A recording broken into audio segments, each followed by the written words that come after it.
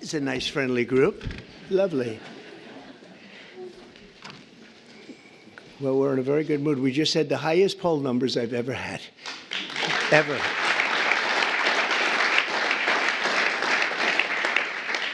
And actually a record for a Republican. Now, I don't know about have they checked the Democrats too, but we have a record so far for a Republican. Now, it's 4 weeks.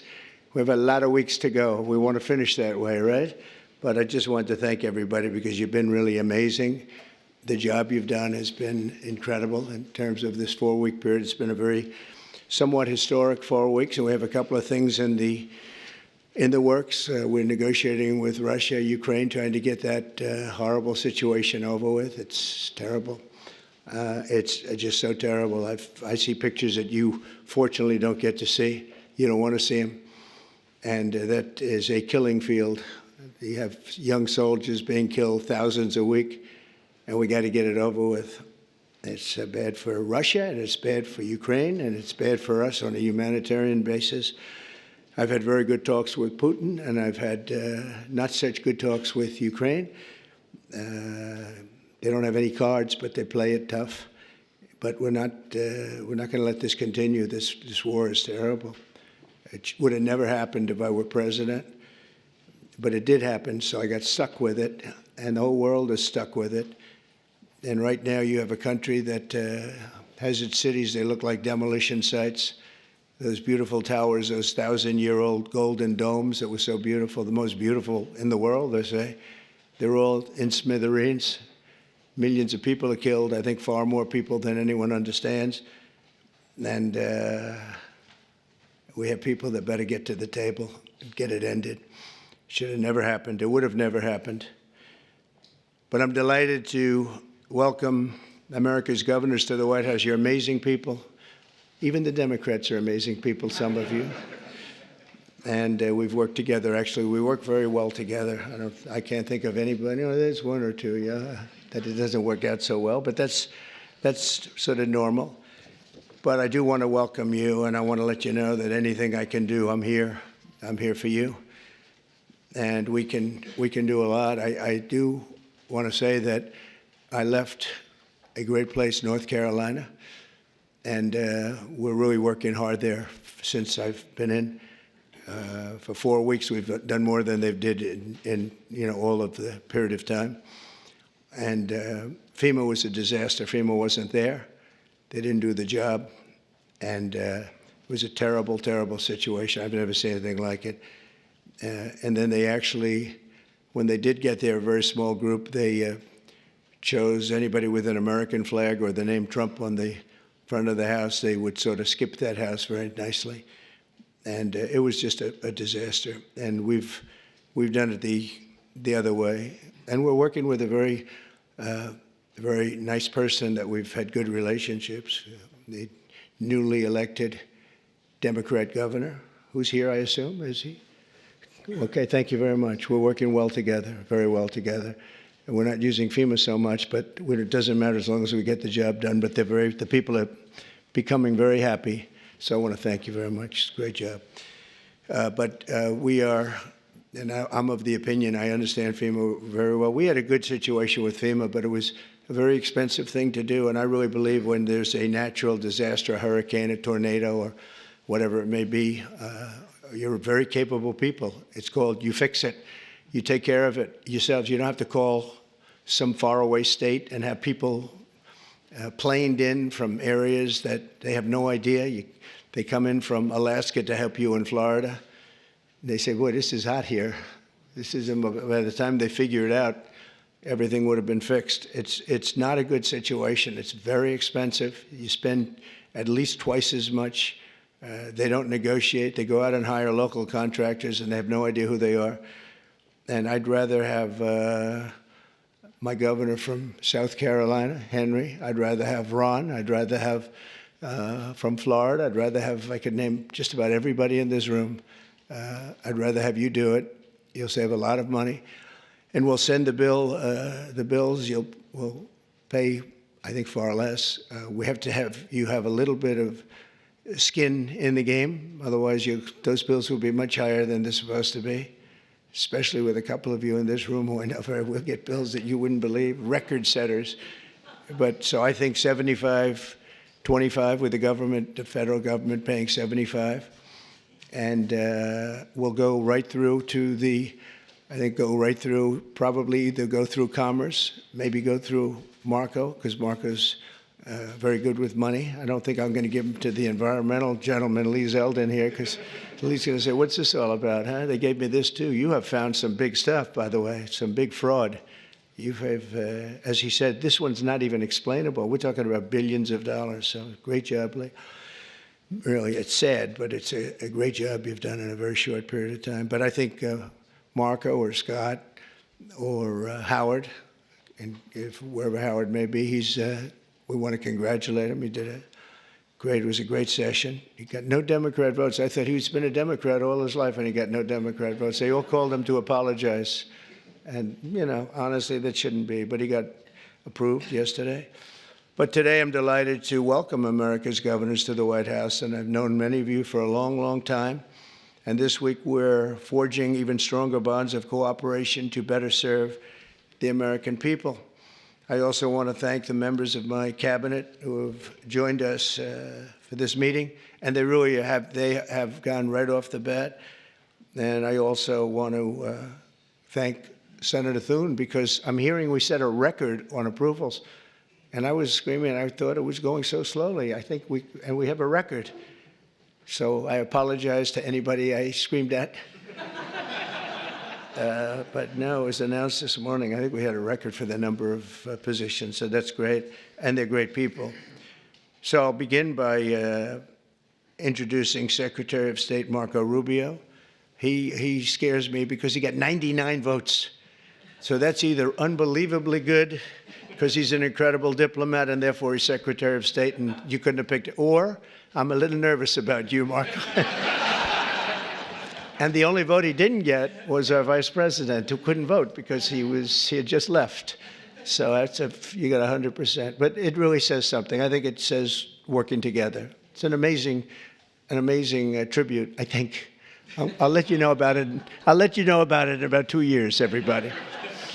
Marco's been great, and he's been in some big meetings with people at the highest level of states that we would say, states meaning other countries that we would have said wouldn't have dealt so well, but they're dealing very well. You have a great group of people with Steve Witkoff and Michael Waltz, and we're making amazing progress. I mean, we've made more progress on that situation, which is Ukraine, than they have in 3 years. Again, it's so sad that it began, but we're also working very hard in the Middle East. Another one that wouldn't have happened, we would never have had, you wouldn't have had October 7th. They had no money, Iran was broke. We had sanctions up on Iran that nobody's ever seen before. They were literally broke, and they were not giving any money to Hezbollah, to Hamas. And how about Hamas yesterday with the babies? How about that, We're going to take that. We're going to continue to take that? I don't think so. But I want to just thank you, Marco, for doing a great job. And Scott, you also. Scott went all the way to Ukraine. I said, don't do it. That's why they have telephones. But it's always better to meet in person. But I just didn't feel that it was good. And it was dangerous. You saw things on that train ride that you didn't like, I understand. It's a pretty dangerous ride. The long ride, how long was that? 10 hours. 10-hour ride. That's after you get there. And a very dangerous journey, but he wanted to do it. He's a patriot. He wanted to do it. It's better to do it than it is with a telephone. Always better. I always say it's much better to meet in person, but that was dangerous. I like him. Therefore, I didn't want him to do it. If I didn't like him, I would have suggested he do it. In fact, I'd say, go back today and let's give it another shot. But I hear that they're going to agree pretty much with what. But that's not the big thing. The big thing is getting it done. And we'll get it done. Also, somebody who's been so popular right from the beginning, very, very little opposition, but she's fantastic. She was the Attorney General of Florida for 8 years, highly respected, and just an amazing person, amazing leader and woman, Pam Bondi. Good, Pam. How's it going? Good? You got enough work? You got a lot of work over there, I'll tell you, man. She's going to be unbelievable. I don't even think about it. Interior Secretary Doug Burgum. And Doug, I don't know if Doug's here. He was last night. Oh, good. You just disappear right into the woodwork, huh? Doug is a man who made a lot of money, actually, but in technology, sold to Microsoft for a lot, and decided he wanted to do a Trump thing, and he did, and he won easily. And he became a great governor of North Dakota, and really good. And he was all of a sudden thrown into the oil business, right? And he took that to a level that nobody ever thought possible. The job you've done there has been amazing. And I watched he ran. Then I said, I like that guy. He was one of the few that didn't hit me. He was after my position, but he never said anything bad about me. I said, okay, that's one checklist that we have good. You know, it's one of the ones. But he was an amazing governor, and he really became an expert on energy. And when I was with him, I realized I wanted him someplace. I didn't know exactly where, but I thought it would be the Department of Energy. I kept talking because the state has done so well. And I said, look, I want you to just hold it, and I want to put you there. He said, sir, I have somebody much better than me on energy. Who? Chris Wright. I said, who the hell is Chris Wright? He said, is Chris here? I don't even know. Is Chris here? Hello, Chris. Boy, am I giving him some build-ups. I did the same thing last night. But he's the top guy in the whole, they say, on the planet for energy, in all forms of energy. Even clean, beautiful coal that we're going to be using like Germany does now. They're opening up a plant a week. And they're opening up in China more than, somebody told me, 2 plants a week, you know, but we're supposed to use the wind, which doesn't work. Doesn't work from a practical standpoint. But I just want to welcome you because you had the greatest man. When he said, you're probably the only man, because I know Doug, he's got a big ego. And you're the only man I've actually heard him say something. He said, he's so much better than me on energy. He's better than anybody. And so we made a move, and you gave up a tremendous position to do this. And we want to thank you. But we have to get going, because when we bring the energy costs down, we have more energy than anybody in the world. We just didn't use it. Can you imagine? Biden set us up in Venezuela instead of taking ours, so that we go to Venezuela where they'd have very heavy stuff. And we have the best stuff in the world. We have more liquid gold, and it's really great liquid gold, too. We have more under our feet than anybody else. But we went to Venezuela to buy oil instead of taking it from our own land and, you know, drilling a little hole in the ground. About, how big is that hole? About a foot? About a foot, yeah.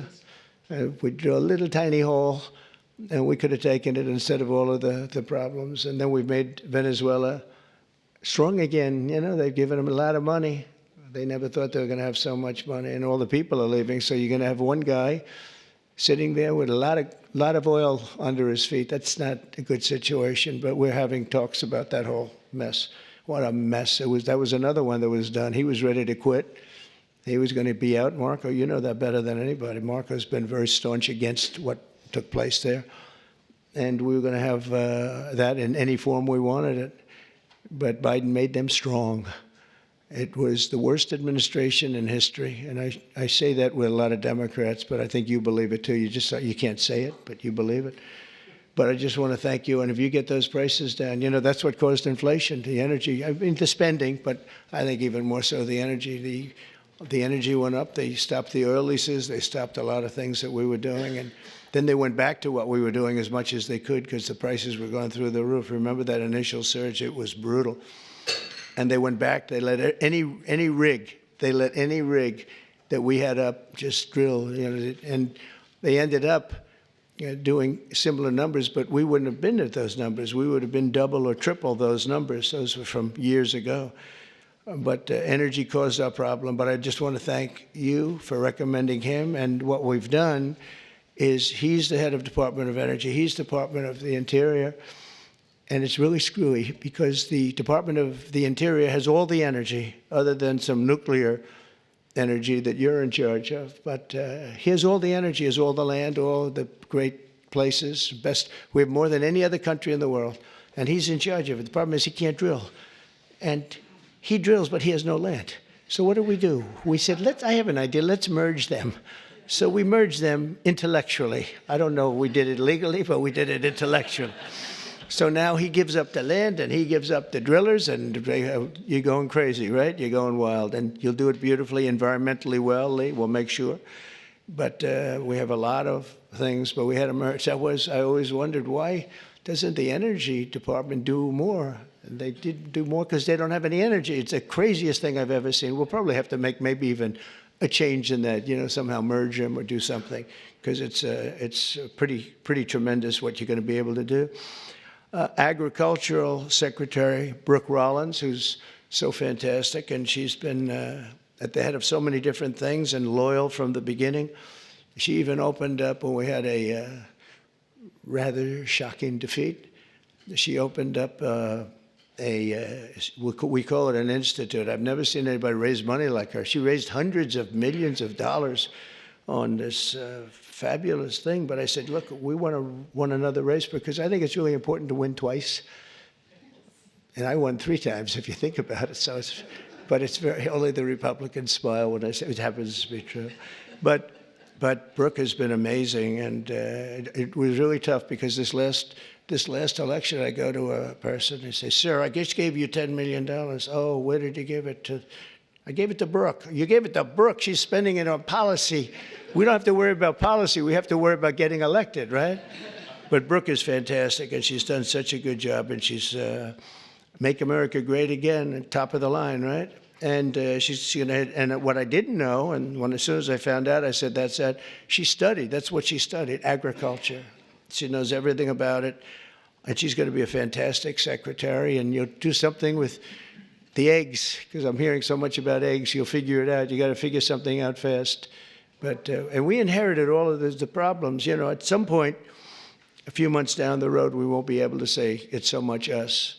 But the big things, really, we can blame other people for, to allow criminals into our country at levels that nobody's ever seen before, to allow people from jails, to have countries from all over the world be allowed to empty jails into an open border. They emptied jails and prisons, mental institutions, insane asylum, gang members, drug lords, drug people on drugs, people that are very sick. They allowed them to come into our country totally unchecked, unvetted. And right now we have a great gentleman, Tom Homan, who's doing an unbelievable job, and Kristi Noem. They're doing a great job, but it's something we should have never had to be done. And you see the levels of crime that these are serious. They make our criminals look nice, I'll tell you. That's the only thing we get out of it. Our criminals are very nice people by comparison. These are seriously tough people. The various gangs, whether it's MS-13 or the Venezuelan gangs, they're as tough as nobody's ever seen toughness like this. Secretary of Health and Human Services, nobody knows this particular gentleman. He sailed right through. I thought he'd get a lot of, I said, well, he's going to get a lot of Democrat votes, Ron. I said, he's going to be an easy one, right? I told Ron DeSantis, I said, this one's going to be so easy. He's going to get all those Democrat votes. I don't know. Thank goodness for the Republicans, right? Robert F. Kennedy Jr. And where is Bobby? Where is Bobby? So congratulations. Was that as easy as you thought? Just quit. Well, in the end, they all voted for him. He did pretty well. You got through. But, we have one stat that I quote, the autism stat. And you hear different numbers, but it's thousands. They say between 10 and 20,000. So if you go back 15 years ago, we had like nobody. It was 1 in 20,000. Now we have 1 in 34. Is that right? 34. So 34 or 36 kids have autism. And if you go back, I guess 18 years, that whenever that was done, it was 1 in 20,000. So we got from 20,000 to 34, 36. That's unbelievable. So there's something wrong. There's something wrong. We've done something wrong. There's something, you're going to figure it out. Maybe it's a spray that we spray all over the place that nobody else does. Other countries don't. The Pennsylvania Dutch, they don't do anything, and they're amazingly healthy. And he understands. He's working with Dr. Oz, who's a really smart guy. I know him very well. And those two guys are going to figure out, and they're also going to figure out why in the United States we pay $1,300 for a drug, one that we were talking about, and in London they pay, literally they pay $200, even less. $88 I heard in one case yesterday. They pay $88, we pay $1,300 for the exact same drug from the exact same factory, from the same plant where it's made. We've got to figure that out. So I hope you focus really a lot on the cost too, because Americans are being screwed, and it's no good. They're not going to put up with it. Secretary of Housing and Urban Development, another one I know very well. He's going to be fantastic, Scott Turner. So Scott, congratulations. Man, oh man, you are something. He got up and we had a great meeting yesterday, right? He got up and spoke. He's a good speaker, that one. And everybody loves you. Everybody knows you. Great guy. You're going to do fantastically. Well, you got a good recommendation from Ben Carson. Once Ben Carson recommended you, I said, all right, that's okay. We love Ben Carson. Nobody like Ben. Secretary of Energy, I introduced, Chris Wright, and Secretary of Veterans Affairs, Doug Collins. I know Doug so well. Oh, where's Doug? Where's Doug? That voice during the Mueller hearings, that beautiful voice. Do you know, remember the catastrophe that every Democrat remembers this, when Mueller went to testify? This was not a good situation. That's where it all ended, Pam, when he didn't know anything about anything. And Doug said, you don't know what we're talking about, do you? No. This was not a good day for them, but it was a good day for justice, I can tell you that, for fair justice. EPA Administrator Lee Zeldin, he ran for governor of New York. In theory, you have no chance, but actually, he almost won. It was a fantastic run, amazing run. And he's very smart. He was a congressman. He was fantastic on the hoax, the various hoaxes I had. I had a lot of hoaxes, so many I don't want to name them all. We don't have enough time, but he was always very strong, great lawyer, tremendous lawyer, and also a big believer in the environment and keeping it good and clean and healthy.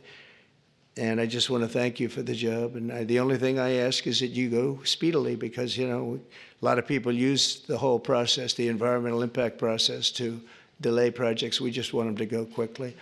And you can get the same answer in a matter of months as opposed to a matter of years. I feel so strongly, because people are coming in with tremendous amounts of money. I have been spoken to by yesterday I had Tim Cook in the office from Apple. He's investing hundreds of billions of dollars. I don't know, I hope he's announced it. Hope I didn't announce this, but what the hell?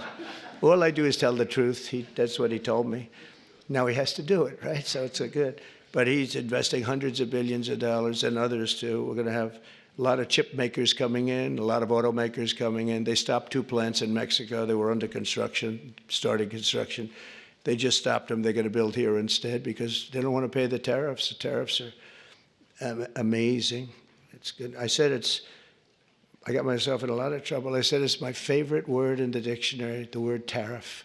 It's such a beautiful word. And the fake news killed me. They said, what about love? What about God? What about family? And they said, I'm in trouble. I said, so now it's my 4th favorite word. I say, love, God, family. There's a couple of others I could add in there too, but it's my 4th favorite word. So, and OMB Director Russell Vought. Thank you, Russell. You're going to be incredible. I know he took some hits, but I know how good he is, how honest he is, and he's fantastic with the numbers. And you're seeing these numbers coming out with the theft, right? And it's tremendous fraud, waste, and abuse, and all 3 of them. But I think the fraud is really the biggest. I think you're going to see it. You come out as soon as you can, I think, with your numbers, but because they're not explainable. They're not explainable. So I just, Russell, do a great job, that's all. SBA Administrator, small business. Now, small business is really big business. It's actually one of the biggest banks in the world. It sounds a little bit like, oh, small, little business. It is a massive, it is one big sucker, right? And Kelly Loeffler's here. So She's going to be incredible, and she's got an incredible husband, Jeff, who's one of the most important people in the world of finance, and he knows. He owns a thing called the New York Stock Exchange, so that's not so bad, right? And you have natural experience, but I think you're going to do great. And there's a lot of fraud in there from the past, with all the money that was handed out. It was, billions and billions of dollars. Director of National Intelligence, Tulsi Gabbard. Where's Tulsi? Is she here? Hi, Tulsi. I haven't really seen you. Good luck. Do well. Have fun. We built a building. The building cost like $12 billion. The building is loaded up with intelligence. Lots of luck figuring it out, right? Good. It was... He was treated pretty rough for a person that's an incredible patriot. We've all known that. So it's nice that you're sitting with Bobby, because you went through a lot. But you know what? You're going to be stars. And over the past month, our new administration has taken unrelenting action to fix every single disaster that we inherited, and we inherited a lot of them, the border being, I think it's the most difficult one of all. The rest we can get fixed, including foreign countries that are doing things that they shouldn't be doing. And one of the reasons that we won the election by so much, because we won it in everywhere. We won the popular vote. We won the 7 swing states, all 7 by a lot. And we won by millions of votes, the popular. It's always hard. I guess it hasn't happened in a couple of decades for a Republican to win the popular vote. I think that's changing so rapidly. But we had another thing that was pretty amazing. We had, of the 3,000 counties, we won 2,500 of them, and the Democrats won 500. It's a lot. They've never seen anything like it. It would actually, you would have thought that the numbers would even be much higher. When you win 2,500 counties to 500 counties, when you look at the map, you've all seen the map, the one that got certified and came out just recently. It's like almost totally red. And it's my honor. We're going to just work it out. But we've really become the party of common sense, and I think it's important. I think it's important for the Democrats' common sense, too. We're going to deal with you, and we're going to deal on a common sense basis. And I know a lot of you agree with a lot of the things. I don't know, sometimes you're not allowed to say it, unfortunately, but I think we'll be all better off if everybody says it. That includes Republicans saying the right things. So on day one, I declared a national emergency on our southern border to stop the invasion of our country, because we were being invaded. Millions and millions of people. I figure 21 million people, and of that, 2 or 3 million were criminals. And many of them were people that countries didn't want. They would put them in these massive, large caravans. I came up with that name a long time ago. That's what it is. It's a caravan. And these are people, in many cases, they might not be criminals, but they're people that the country didn't want. They didn't work. They needed help all the time, or they needed assistance, or whatever. Our country's got a lot of people in it right now. And we're going to make sure that everybody's treated fairly, but we got to change it. It's the most difficult problem, I think. Additionally, the heroes of ICE have been really hunting down the really bad ones, and we are going. They're incredible people. ICE. They were being shunned by Biden. They were being mocked. And let me tell you, these are tough men and women. But they're tough. They'll see like a MS-13 band of thugs out on Long Island, and they'll bring up the paddy wagons. They get in, and they'll say, no, one of them, 2 of them, killed 2 young girls in Long Island. For some reason, they like Long Island. MS-13 loves Long Island. I don't know what that's all about. But 2 young girls walking to school, 16 years old. In the morning, they were accosted by a group of MS-13 thugs, and they don't use guns as much. They use knives. They like using knives, and they cut them up, cut them into pieces, and left them, and killed them, cut them up into pieces, little pieces. And they used knives because it's more painful. And ICE went in. They have no fear of these guys. They went in, and they just knocked the hell out of them. And they'll go into a pack. They call it a pack. Not like a political pack. Political packs are slightly nicer. but a pack of these MS-13 people or Tren de Aragua people from Venezuela, and they'll just walk in. It's all you'll see is fists going for 5 minutes, and then you'll see these guys walk out, and they got them between their legs, and they're bringing them, getting them the hell out of the country. These are rough people that we have to deal with. But ICE is incredible. Border Patrol is incredible. Law enforcement, the people in law enforcement, we make their job so difficult by allowing people like this into our country. We just shouldn't do it.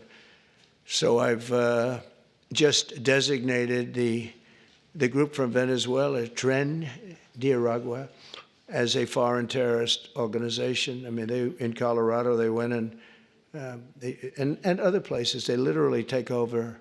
They're like me. They're in the real estate business. They take over real estate. And they literally take it over. They just claim it. And they tell tenants to get the hell out if you don't get out. They had one case where a guy called the cops, and they went in, "You call the cops?" "Yes." And they cut off his fingers. He says, "You don't call them anymore. You cut off the other fingers on your other hand." These are not nice people. But federal, state, and local cooperation has to be the backbone of border security. So I hope, as governors, I know all the Republicans are very much in tune with Tom Homan and Christie and everybody, but I hope everybody, because ultimately you want to get the criminals out of your state. And we're focusing on the really bad ones. We have 11,088 people that we know of that are murderers, that are actually murderers. And I can't imagine anybody wanting them in their state, whether you're a Republican or whether you're a Democrat or whatever you may be. I mean, we have many of them murdered more than one person. Some murdered more than 5 people, and they're in our country. They let them out of jails. These were convicted people, and they let them out of jails because it's very expensive to have somebody in jail for a lifetime or whatever it might be. And they brought them in here. The American people expect every city and state to fully honor ICE detainer requests, and we hope they can, and to ensure the safe transfer of criminal aliens into federal custody for immediate removal from our country. You know, many of the countries said, "We're not ever going to let them back." Under the Biden administration, I remember it's Venezuela. He's a tough guy. And others, they said, "We're not letting them back. They're out of here, and you'll never bring them back. They're not coming into this country." And Biden said, "Oh, we can't bring them back. They won't take them." Well, we took them. And every single country now, you saw it with Colombia, you saw it with Venezuela. In fact, they actually offered to send planes to pick them up, and they'll pick them up so that we don't have to go through the expense of sending a plane. Is that correct, Marco? Even Marco couldn't believe that one. But they literally are sending planes to pick up these people. And they're rough people, and they're picking them up, and they're putting them in the planes. There's no excuse for any state attempting to aid and abet dangerous criminals, killers, drug dealers, really bad people who are violating federal law and violating the law by being in our country.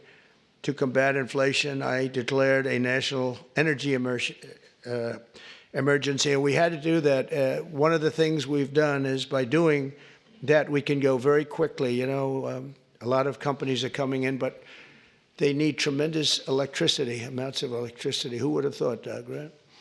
But they need more electricity for AI than we have right now in the country. In other words, we have electricity now for the whole country. They need that just for that one industry.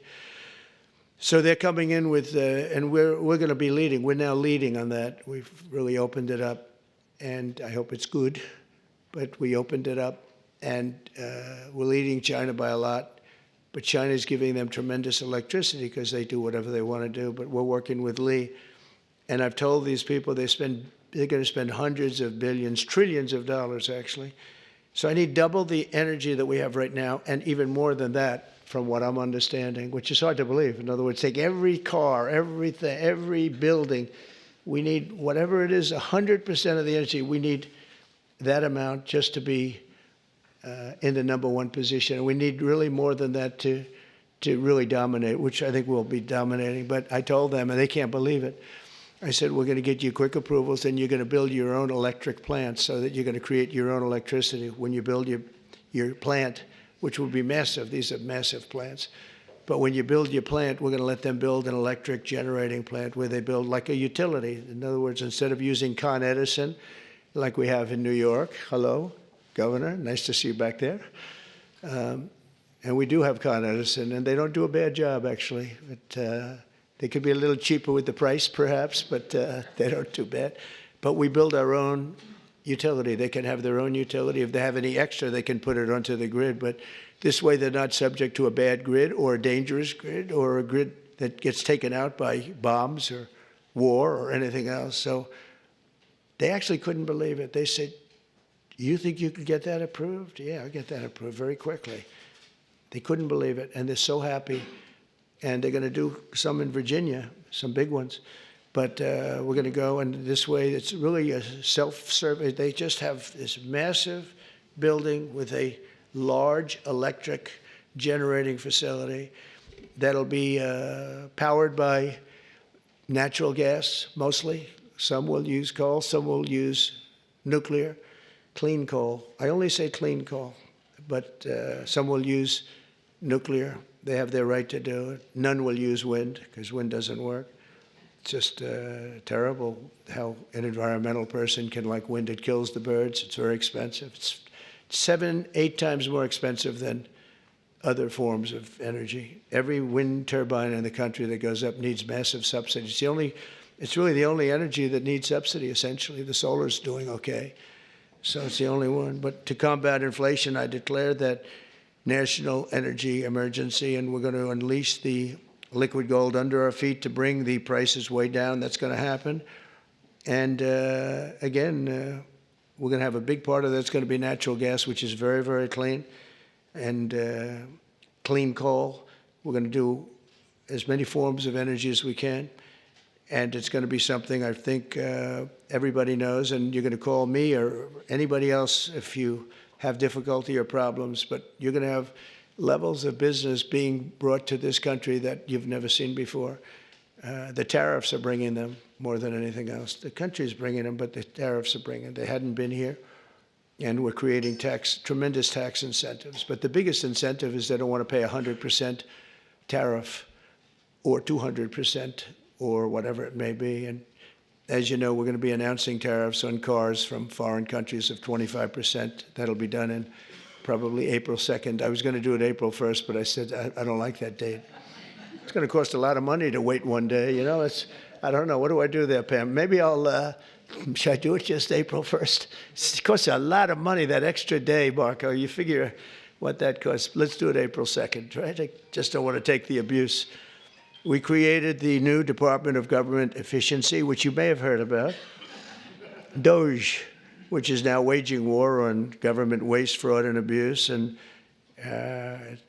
we've begun the largest deregulation of industries and other things. It's proper deregulation that has ever done. I lead the way on my first 4 years. We did more deregulation than any other president in history. And I brought a little list along that I thought I'd just read. Some of the places, when you mentioned DOGE, some of the places that this money has gone. And these are the ones that I feel I could read. There are some that are so nasty and dirty and horrible that I don't want to really read them, because I assume they have television on. I have a guarantee they do.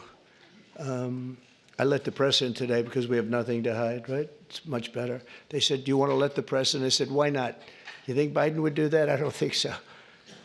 $520 million was given for a consultant to do ESG, that's environmental, social, and governance investments in Africa. $520 million, $25 million to promote biodiversity, conservation, and social responsibility behavior in the country of Colombia. $25 million, $40 million to improve the social and economic inclusion of sedentary migrants. They have no place in particular they were thinking of. There is no location. The money was sent out, but they have no idea where it's going. $42 million for social and behavior changes in Uganda, and $10 million for Mozambique medical male circumcision. People that want to be or have to be circumcised in Mozambique. $14 million for improving public procurement in Serbia. $486 million to a consortium for elections and political process strengthening, of which $22 million was for inclusive participatory political process in Moldova, and $21 million going to my friend, Prime Minister Modi in India, for voter turnout. We're giving $21 million for voter turnout in India. What about us? I want voter turnout too, Governor. $29 million to strengthen the political landscape in Bangladesh. Went to a firm that nobody ever heard of. Got $29 million. They got a check. Can you imagine you have a little firm, you get 10,000 here, 10,000 there. And then we get $29 million from the United States government. There are 2 people working in that firm. 2 people. I think they're very happy. They're very rich. They'll be on the cover of a very good business magazine pretty soon for being great scammers. $20 million for fiscal federalism and $19 million for biodiversity in Nepal, and $47 million also for improving learning outcomes in Asia. Asia got a lot of money. $50 million plus another $50 million for condoms for Hamas.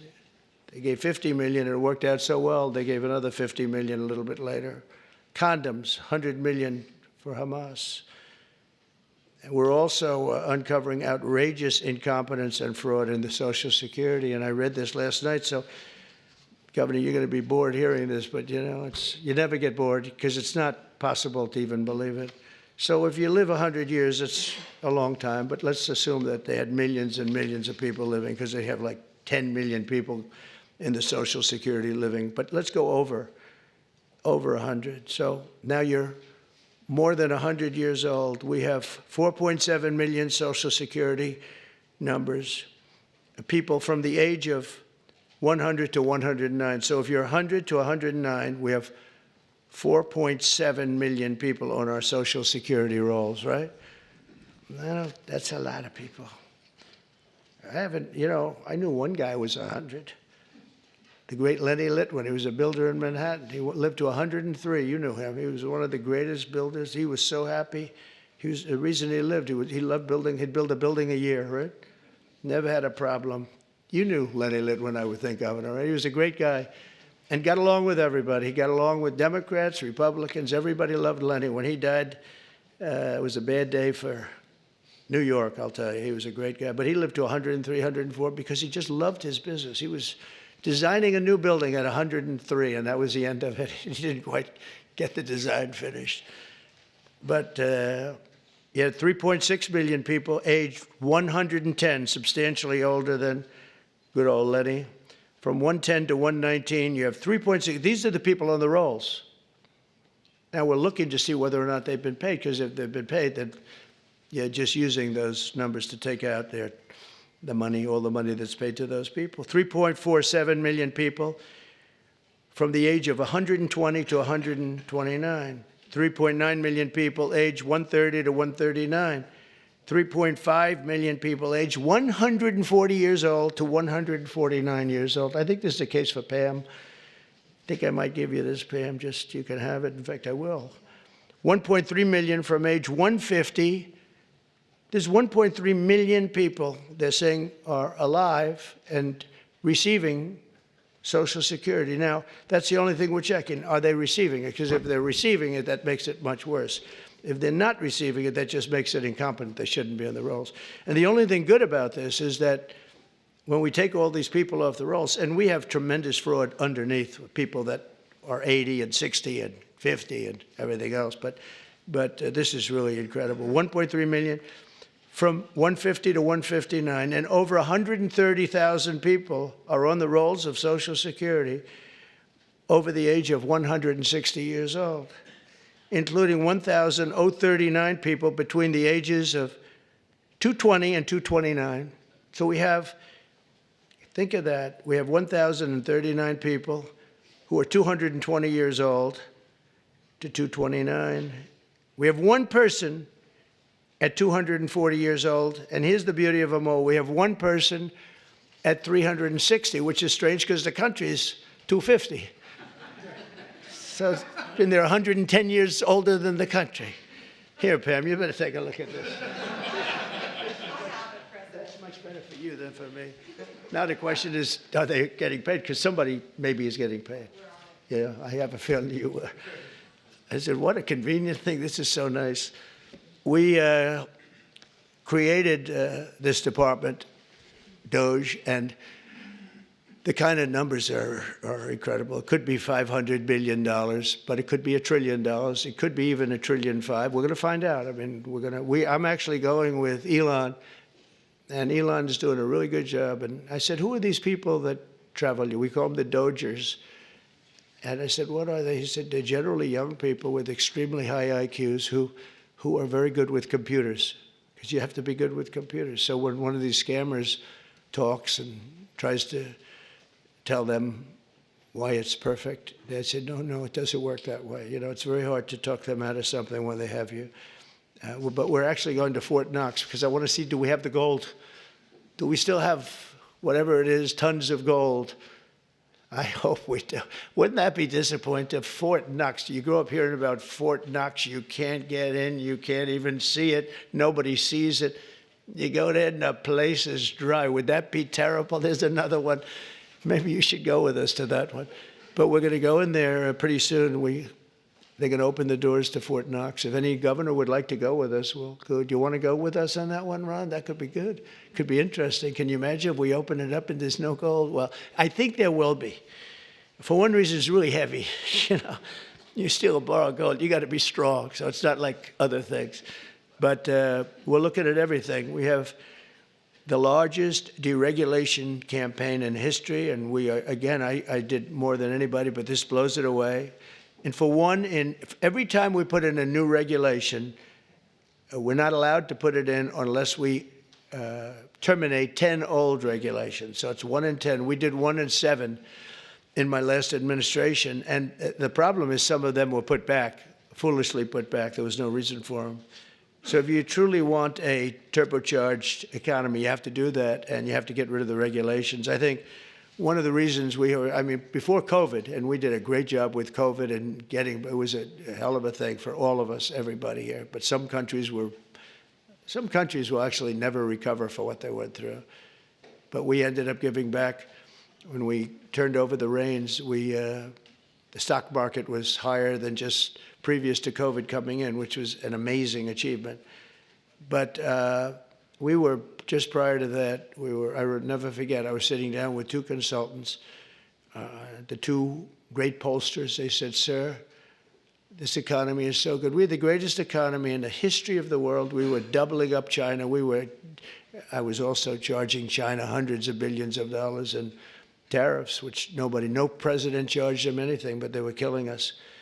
But we were beating everybody. Everybody said that in 2018, China was going to overtake us as the biggest economy in the world. And by the time I got finished, we were so much bigger than China, and we still are now. But another 4 years like we had just passed, you will have China being much bigger than you. There's no reason. If we have a smart president, there's no way that they should ever be able to catch us. But this pollster said to me, sir, if Abraham Lincoln and George Washington came back from the dead and they ran as president and vice president, they'd never be able to beat you. I said, thank you very much. The next day I go into my office and a group of scientists are sitting there. Sir, would like to tell you there's something very bad happening in China. There's dead bodies all over the place. And that's the first time I heard the word pandemic in a long time. And that's where it started. And you know where they were? All around the Wuhan lab. That's why from day one, I was saying, they had little slits like this. You saw them from the air, from space. And they were just little slits, but they were body bags. They were black body bags all over, so many. And that's where it came from. One other thing, just before we leave, I think you should do this. For my safety and security and for the good of our nation, you should do it anyway, regardless, even if it costs 10 times more, but it actually costs you just a tiny fraction. If you went to paper ballots and you're voting, and I would hope that every Republican would, so it costs exactly 8% of what the machines cost. These machines, they got something going. They got They get business. It's amazing. So paper ballots, and paper is very sophisticated today. Paper, it's called watermark. It's impossible to copy, impossible to cheat. It's actually hard to believe that a piece of paper is highly sophisticated, but it's watermark, and it's it's amazing actually when you see it. You can't cheat. But if you went to paper ballots and same-day voting, and if you went to voter ID, and also one other thing, you want a proof of citizenship, those four things: proof of citizenship, voter ID, paper ballots, one-day voting. And if you went to 2-day voting or 3-day voting, but some of these states, you had 64 days. You know, California just finished up just a short while ago. They were voting a week and a half ago. They're trying to finish them up. And other states, too. They were weeks after the election. I mean, if that were a close election, you'd have to wait for weeks and weeks and weeks. You got finished fast, Brian. Thank you for your help. We did very well in Georgia. That was very nice. But some of these states, if you had a close election, you wouldn't know who won. And then, you know, once that happens, then you really never know who won. But you would save tens of millions of dollars, forgetting about right, wrong, and security, safety, our country, our Constitution, and all of these. Number one, you'd have a much safer election. Number two, everybody, you'd know the results of your election by 10 o'clock. Everybody, it's a beautiful system. It's boxes of 5,000, boom, boom. And you can go and examine each box. It's so simple and so good.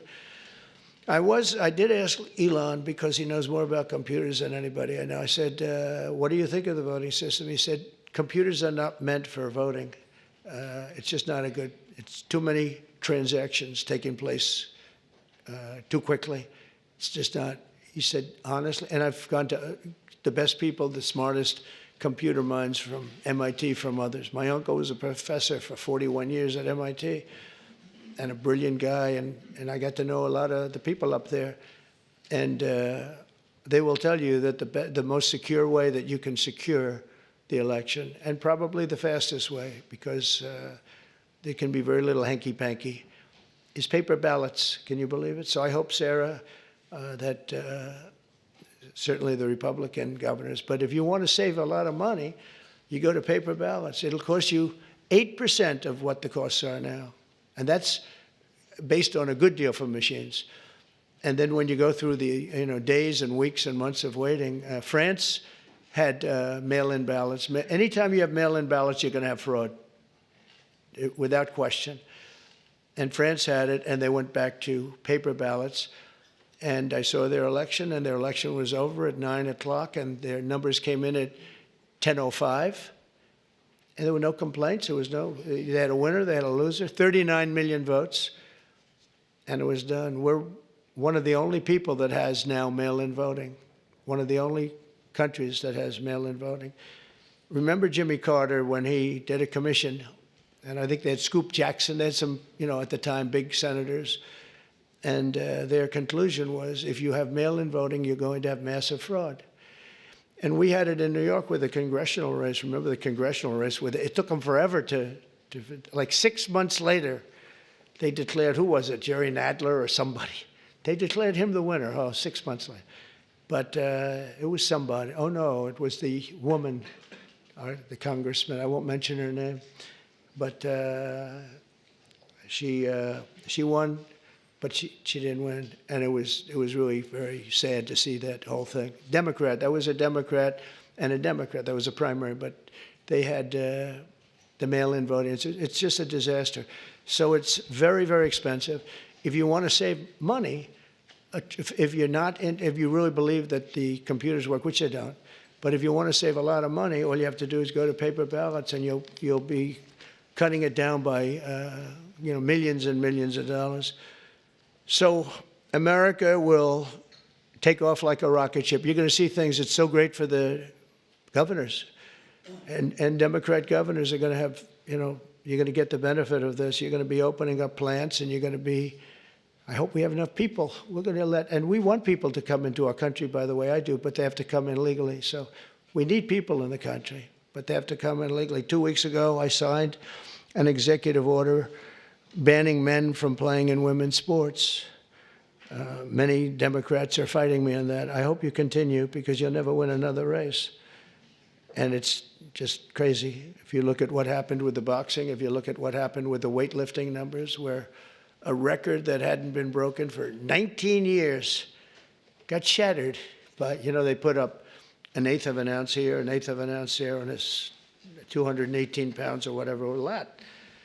And hadn't been broken in 19 years. And then a guy walks up who transitioned. He transitioned. And he knocked out that record by about 100 pounds.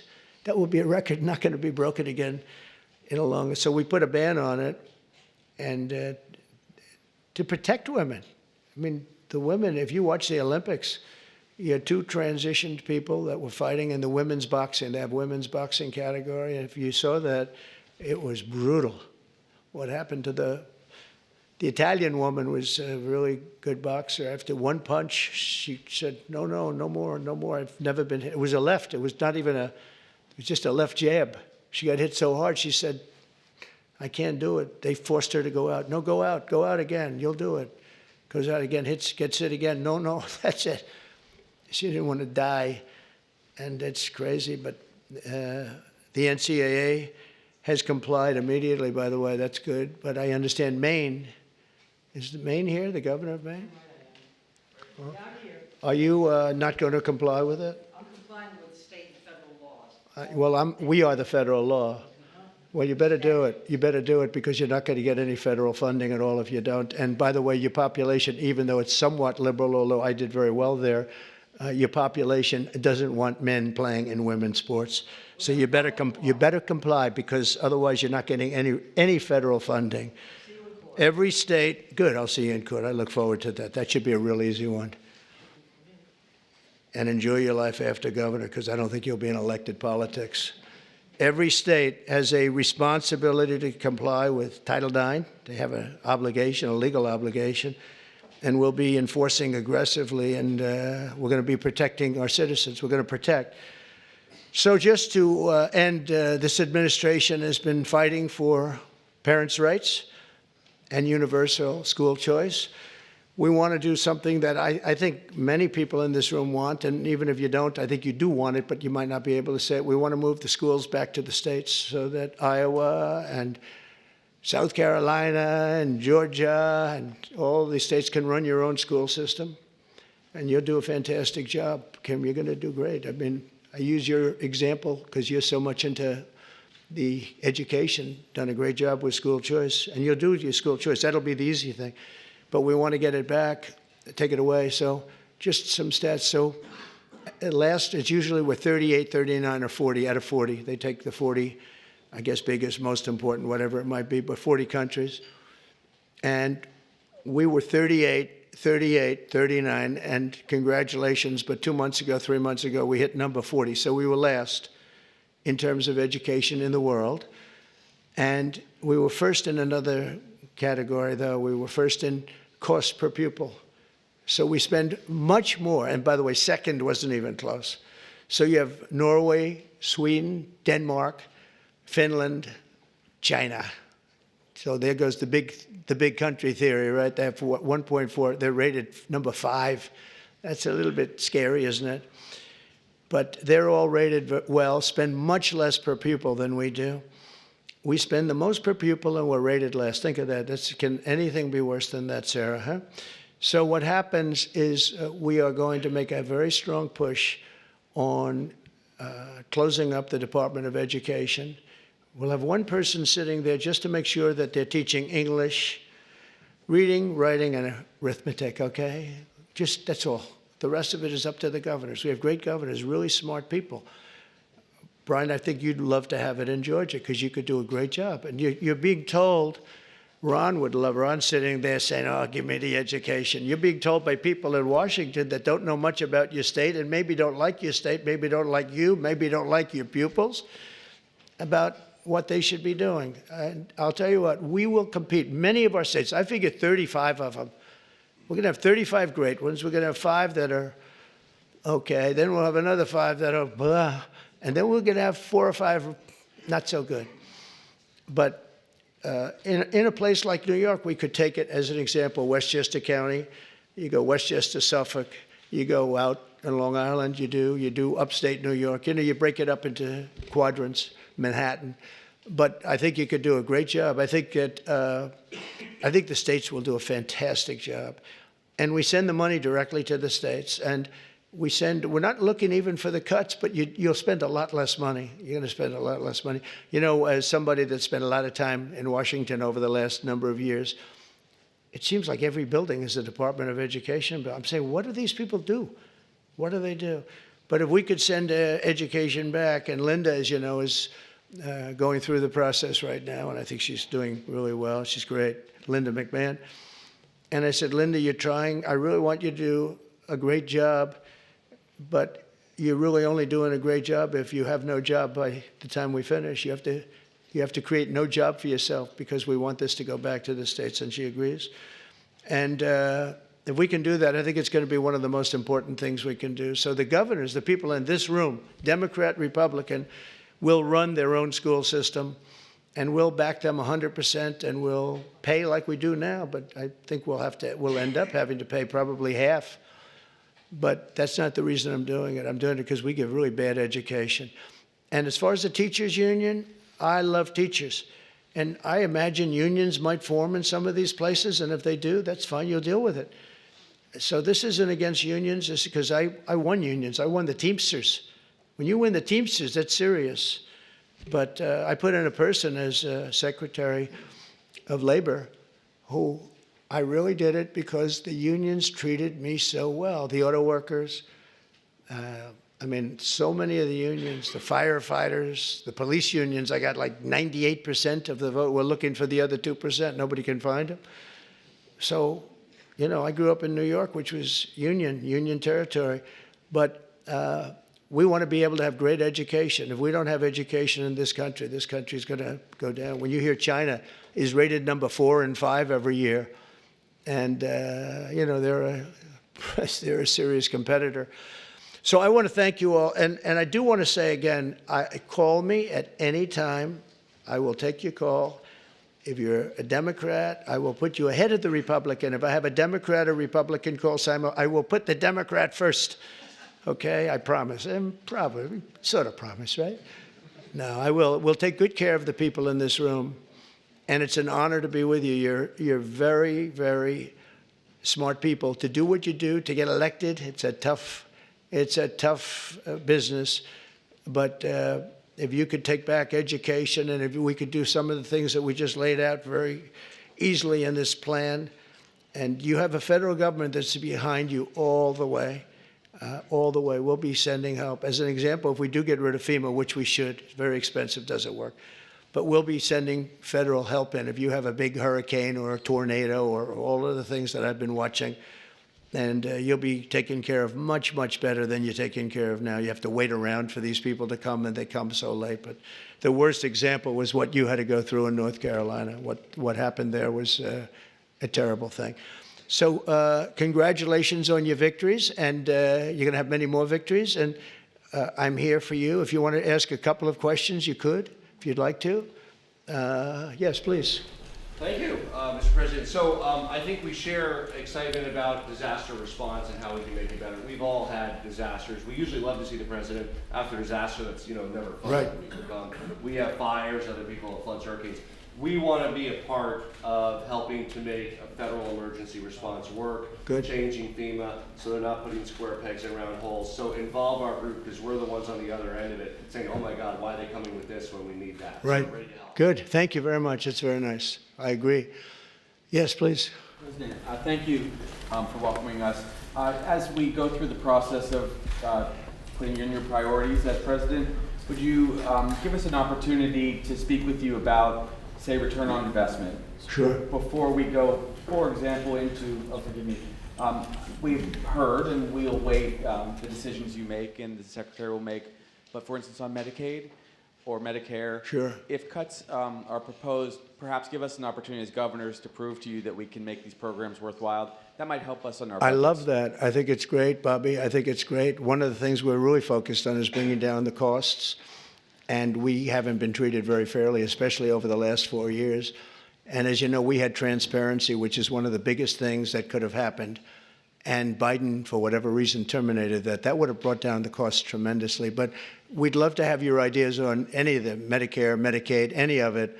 And we will, if those ideas are good. You probably have better ideas than anybody as governor. So we would love that. Thank you. On that issue of healthcare, we've talked about it before. If we reform the healthcare industry, and you tried to do that in the first administration, and they tried to fight it back every step of the way. We all deal with high healthcare costs Right. in government and the private sector. And if we reduce that from 20% of our GDP down to 10 to 12, you can pay for a lot of things in right. government that we can't currently do it. We need to get the industry in line helping us do it as well. Well, you're a good example of it, and in your state, they've done a good job. But you're going to get those numbers down even lower. I know that. That's something very strong for you. And as you have ideas, I'd love you to pass them along to the other governors here. But there are some states that have done a really, really good job with that, and we are totally open to suggestions. Right? Thank you. Yes, Henry. Mr. President, thank you for having us here. It's the de minimis rule in tariffs. We've got the amount that is self-declared now is $800. If you package, you say your package coming from wherever is under $800, it's not inspected, there's no tariff on it. Problem is there are a lot of things coming in that are over that. That's right, and we're not doing that anymore. And also there's fentanyl coming in, Yeah. I think, to all of these states. That's a real problem, and I think that everyone is sharing that. Thank you, Henry. So I had a deal with President Xi just prior to leaving office, but before the election, that President Xi was going to give the maximum penalty to anybody sending fentanyl into the United States. His maximum penalty is death. If you notice that every country that has the death penalty has no drug problem, they execute drug dealers. And when you think about it, it's very humane, because every drug dealer, on average, they say, kills at least 500 people, not to mention the damage they do to so many others. But they kill large numbers of people. China, Singapore, actually there are quite a few, many in Asia, where they have the death penalty. There's no drug problem whatsoever. They come to our country because we have a much softer policy. We give them a slap on the wrist and say, kill a lot of people. So we're going to, I don't know if our country is ready for it. I am ready for it. The death penalty if you deal drugs, you have to set out guidelines like fairly large numbers, et cetera. But you'll have it go down very greatly. One of the things we're going to do is we're going to do an advertising campaign. They're working on it right now, and that's saying how bad drugs are for you. I was speaking actually to the president of Mexico, saying, you can't send the people through your country. And I said, you're not a big drug-taking nation. You send us plenty of drugs, but the people aren't drug-taking. And she said, yes, we're not a consumer nation. That was a very interesting term. And I said, so why aren't you? What are the reasons? Why is it? It's true, Mexico, they don't have a lot of drug problems in terms of taking the drug. He said, well, two things, and a lot of you could do the second thing. He said, we have very strong family values. I said, but so do we. I see people, they die of a drug overdose. The daughter, the son, the mother and father will never be the same, never be the same. Their life is ruined. Their life is over. I've seen it so much. So we have strong family values, also family members and relationships, just as strong as Mexico. What's the other? Well, we spend a lot of money on advertising saying how bad drugs are for you. And I said, I never learned anything on phone calls. This time I learned something. I said, I never thought of that. Because we set up like committees, and you can't have the death penalty, I guess, but I don't know, someday somebody's going to get sick of it and do it, and you won't have any drug problem in this country. But, and you can do it on an individual state basis for the governors in the room that want to do it, but you will not have a drug problem in your state if you did it. But I will say this, we have a situation where we have now hired a couple of the best agencies, And we're going to spend about 100 million, maybe 200 million on advertising, saying that when you take certain drugs, the drug fentanyl, et cetera, it destroys your skin, it destroys your teeth, it destroys your brain, it destroys everything. And really horrible commercials. I mean, I've seen the first of them, and they are brutal. They are brutal. And when some young kid is sitting down watching this commercial a couple of times, I really don't think they're going to be taking drugs. So I think that this is, I mean, this is a big statement, but I think we can drop it 50%, 50, by doing this. And I give her credit. She was talking to me about it, told me about it. But I knew immediately as soon as she said it, it was not, she didn't have to say anymore. She went on to tell me different things, but it was just the concept of it. And I think states can do that too. If you do commercials talking about how horrible it is, drugs. I mean, what it does, I mean, you look at their skin, it gets eroded, their teeth are, you can tell. I mean, you can see a person that takes a lot of drugs, especially fentanyl and some of the others, the bad ones, the real bad ones, some of them, the heroin. It's unbelievable what it does to people. And we're going to put a very, very strong ads. And now that I'm thinking about it, I think you should put on strong ads too. Really strong ads. I think it's an unbelievable thing. We'll all do it. We're going to do it on a national basis, but you can do it individually on an individual basis. And you can also look, I think, you'll have to get rulings in this, but your states have the right to go death penalty also for drug dealers. And, but only do that if you want to get rid of drugs, because if you don't do that, it's a little tough. But I think the advertising will have a huge, I think we can get it down by 50%. We did great. We got it down 18%. I said, that's not a lot though. Everybody was giving us credit. Oh, 18. And 18% to me, we set up committees with the First Lady of the United States on a blue ribbon committee. But they didn't know too much about El Chapo and the various people that we're talking about. It's a smart group of people. But I'll tell you what, the advertising could be unbelievable. And I hope the states do it. You're not talking about a lot of money. You're talking about peanuts, actually. I mean, with $50 million, you could just cover the state. And if you did that, and I'm going to do it, I think we can get drugs way down. I think we can get it down by 50% when you see it. I've seen some of the ads. It's, man, if a person looks at the ads that I saw, they're not going to be taking drugs. So good question. Thank you, Henry, very much. How about we'll do one more? Yes, please. Thank you so much for having us here. Thank you. As we've talked as governors, we implement a lot of the social welfare programs, whether it's Medicaid or job training or rental assistance. Each one has different requirements that create cliffs and benefits that make it hard for people to recover. Things as simple as work requirements for able-bodied adults. If we could synchronize across TANF, Medicaid, I think it's work great. programs, let's make it a Volume. trampoline to get people back on their feet instead of a hammock they climb on. I think it's great. I think if you could get together and work together, you'd bring down costs just on that basis. I think it would be really great. Did you want? Go ahead, please. Mr. President, I want to just say thank you. Two words, a lot of times we don't say thank you for your extraordinary leadership, your courage, all that you do. And just so you know, even in the state of Nebraska, you're inspiring Nebraskans to get comfortably and uncomfortable, to stand up for what we believe in: faith, family, hard work, the American dream. Stand up and talk about common sense. So we're incredibly grateful. Thank you, Governor. Thank you very much. I appreciate it. Thank you. Thank you very much, everyone. Thank you.